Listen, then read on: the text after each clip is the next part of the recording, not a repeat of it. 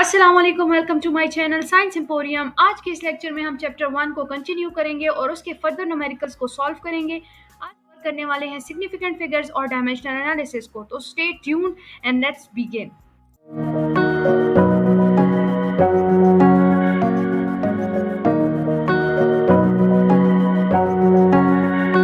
तो सबसे पहला हमारा न्यूमेरिकल है कि calculate the answers up to appropriate numbers of significant digits. हमारा सबसे पहला जो न्यूमेरिकल है वो हम सॉल्व करेंगे सिग्निफिकेंट फिगर्स की रिलेटेड, और उसमें हमारे पास 4 पार्ट्स हम सॉल्व करेंगे। सबसे पहले पार्ट में हमें कहा जा रहा है कि the ratio of mass of proton to the mass of electron के कैलकुलेशन करें टू अप्रोप्रिएट सिग्निफिकेंट डिजिट्स। ठीक है, तो हम क्या करेंगे कि हमें इस न्यूमेरिकल के लिए याद होना चाहिए कि हमारा मास ऑफ प्रोटॉन क्या है और हमारा मास ऑफ इलेक्ट्रॉन क्या है।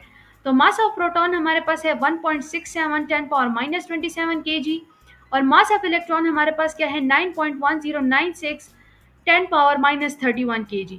अब हमने क्या किया है, हमने यहाँ से जो ये 10 पावर माइनस 31 है इसको हम ऊपर लेके गए हैं। ठीक है, और 1.67 को 9.1096 पे डिवाइड कर दिया है, उससे हमारे पास ये रिजल्ट आ गया है। और ये हमने वो जो 10 पावर माइनस 31 को हम ऊपर लेके गए हैं वो हमारे पास बेस सेम पावर 8 की फॉर्म में आ गया है। ठीक है, अब हमने क्या कर देना है, ये हमारे पास एज इट इज आ गया है और इसको हमने सब्ट्रैक्ट करके ये रिजल्ट हासिल कर लिया है।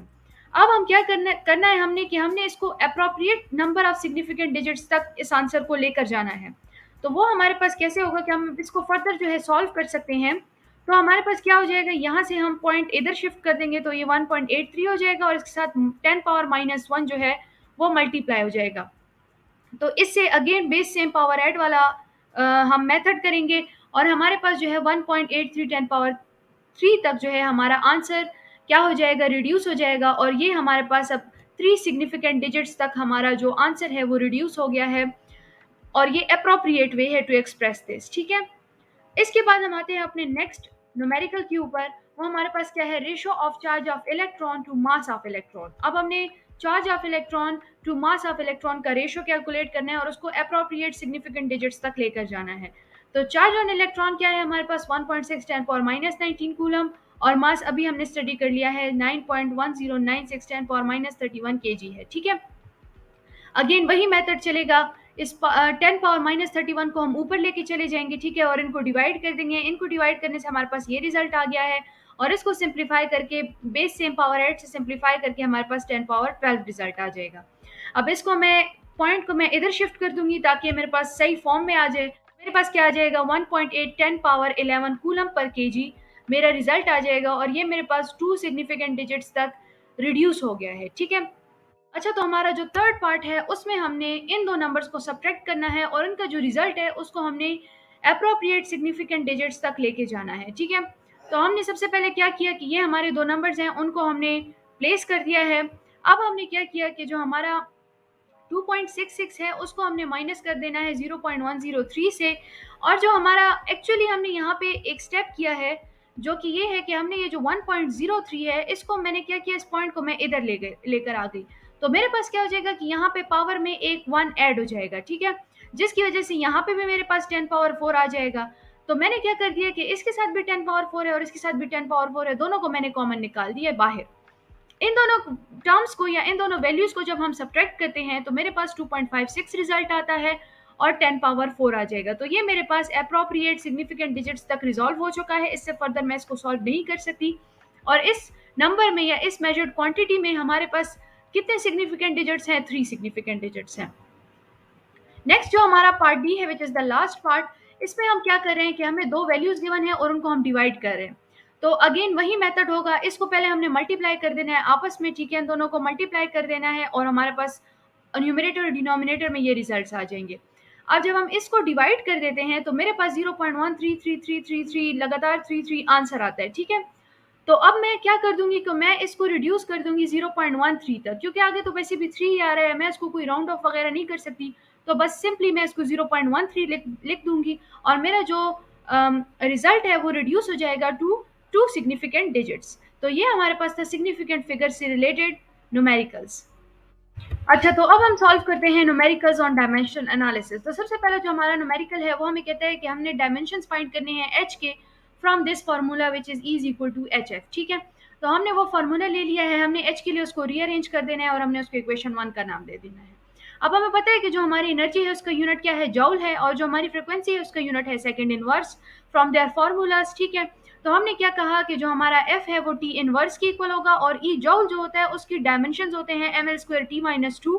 ठीक है, ये आपने खुद फाइंड करने हैं, ये आपका टास्क है।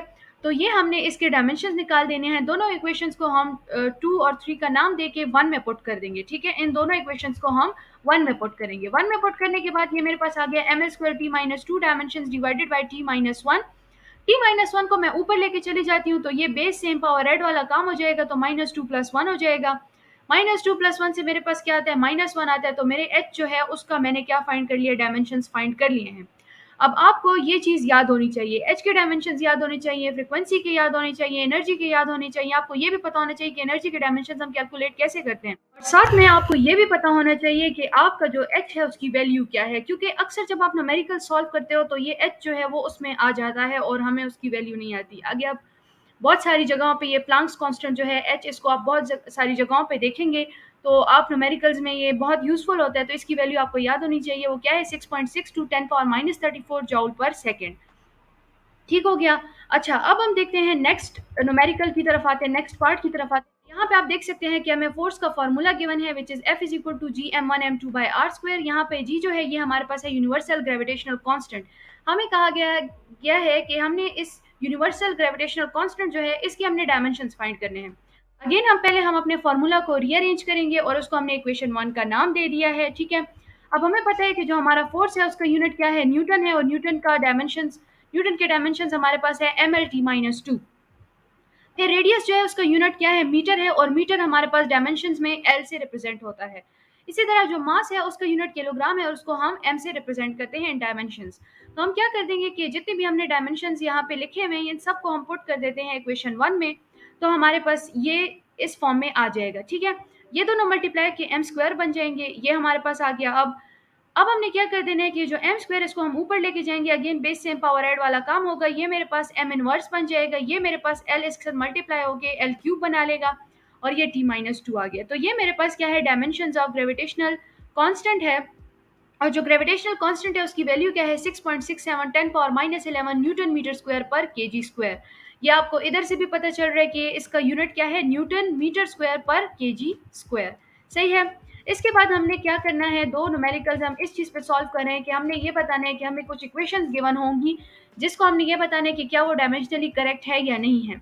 ऐसे आपके पास बहुत सारे क्वेश्चंस आ सकते हैं। अब ये तो बहुत ईजी वाले हैं जो कि आपकी एक्सरसाइज में सॉल्व है, जहाँ पे आपने simply kinetic energy is equal to half M V square जो है इस इक्वेशन का बताने के वेदर ये डायमेंशनली करेक्ट है या नहीं है।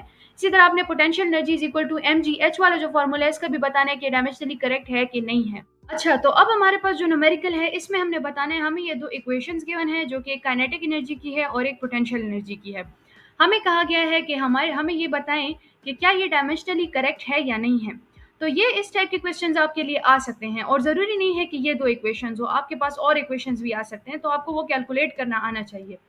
ये कैलकुलेशन काफ़ी इजी है, ये आपको तभी आएगा जब आपको यूनिट्स का पता होगा क्वांटिटीज़ के, और आपको उनके डायमेंशंस कन्वर्ट करना आता होगा, जो कि हम पीछे दो न्यूमेरिकल्स में देख चुके हैं। ठीक है, तो अब इस न्यूमेरिकल के ऊपर हम आते हैं और उसको सॉल्व करते हैं। पहले हम पार्ट ए को सॉल्व करते हैं। तो हमारे पास है kinetic energy is equal to half M V square. Kinetic energy क्या है, ये एक्चुअली हमारे पास एनर्जी है, तो इसके डायमेंशंस और यूनिट सेम है एज एनर्जी। वो हमने M L square T minus two ऊपर हमने फाइंड कर लिया था, तो बस वो हमने यहाँ पे डायरेक्ट पुट कर दिया। ठीक है, 1/2 आ जाएगा। मास क्या है हमारे पास, एम है, वो हमने लगा देना है। ठीक है, पहले अपने इनको सेपरेट लिखना है, मैंने डायरेक्ट लिखा हुआ है, आपने पहले इनको सेपरेट लिखना है। ठीक है, ये मेरे पास आ जाएगा एम, और वी स्क्वायर हमारे पास, वी की यूनिट क्या होता है, मीटर पर सेकंड होते हैं। जब हम वी स्क्वायर की बात करेंगे तो वो क्या बन जाएगा, मीटर स्क्वायर पर सेकंड स्क्वायर आ जाएगा। तो यहाँ पे मैंने मीटर स्क्वायर और पर सेकंड स्क्वायर लिख दिया है। तो अब ये जो हमारा न्यूमेरिकल वैल्यू है इसको हमने इग्नोर कर देना है। तो आप देख सकते हैं कि हमारा लेफ्ट हैंड साइड जो है वो इक्वल टू है राइट हैंड साइड। सो हम कह सकते हैं कि जो kinetic energy is equal to half M B square वाले फॉर्मूला है ये हमारे पास डायमेंशनली करेक्ट है। इसी तरह हम पार्ट बी की तरफ आते हैं। यहाँ हम देखते हैं कि जो पोटेंशियल एनर्जी है that is equal to M G H. तो हमारे पास पोटेंशियल एनर्जी का जो हमारा डायमेंशंस होते हैं वो सेम होते हैं एज एनर्जी। अगेन हमने वही डायरेक्ट पुट कर दिए हैं। जो मास है वो एम है, जो जी है वो हमारे पास क्या होती है, एक्सेलरेशन होती है, ग्रेविटेशनल एक्सेलरेशन होती है। तो एक्सेलरेशन का हमारे पास यूनिट क्या होता है, मीटर पर सेकंड स्क्वायर होता है। वो मैंने यहाँ पे डायमेंशंस की फॉर्म में पुट कर दिया है, ये मीटर हो गया और ये पर सेकंड हो गया, ठीक है, स्क्वायर। और जो हमारा एच है वो हाइट है और उसका यूनिट क्या है, लेंथ की यूनिट्स है, मीटर है, तो ये मैंने एल पुट कर दिया है। इस सब को मल्टीप्लाई करके हम देखें तो ये मेरे पास M L square T minus two बन रहा है, तो जो कि हमारे पास लेफ्ट हैंड साइड की इक्वल है। हेंस हम कह सकते हैं कि जो ये वाली हमारी इक्वेशन है ये भी हमारे पास क्या है, डायमेंशनली करेक्ट है। तो इस तरह के डायमेंशनल एनालिसिस के क्वेश्चंस आ सकते हैं। या तो आपसे कहा जा सकता है कि कोई भी आपको क्वांटिटी दे दे और आपको कहे कि इसके डायमेंशंस फाइंड करो, या फिर आपको कोई इक्वेशन दे दे और आपसे पूछा जाए कि आप बताएं कि ये डायमेंशनली करेक्ट है या नहीं है। आज की वीडियो के लिए बस इतना ही काफ़ी है। आज की वीडियो के साथ ही हमारा चैप्टर 1 जो है उससे रिलेटेड जितने भी न्यूमेरिकल्स हैं वो सारे हमने ख़त्म कर दिए हैं। आल्सो हमने इसके एग्जांपल्स और असाइनमेंट्स भी काफ़ी सारे किए हुए हैं पिछली वीडियोज़ में। तो अगर आप वो देखना चाहते हैं, उनको समझना चाहते हैं, तो आप पीछे वीडियो देख सकते हैं।